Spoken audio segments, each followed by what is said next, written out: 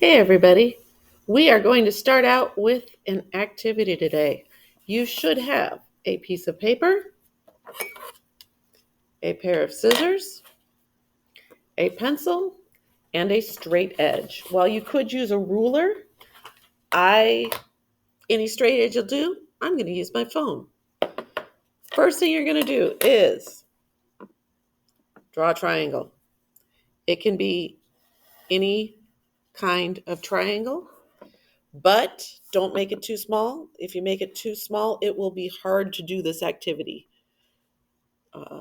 So I'm going to make mine like this. Be sure you use a straight edge. If you don't use a straight edge, it probably won't work. Maybe you'll luck out, but odds are against you. Okay, now, before you start doing anything else, label your angles.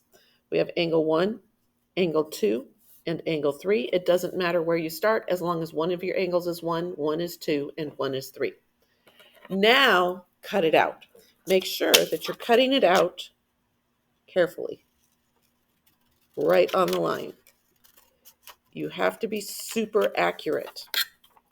So I'm going to cut right here.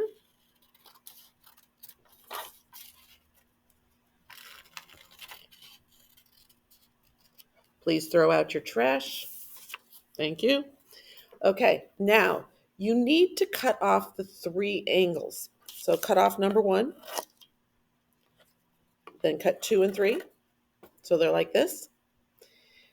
The question is, if I added up angle 1, angle 2,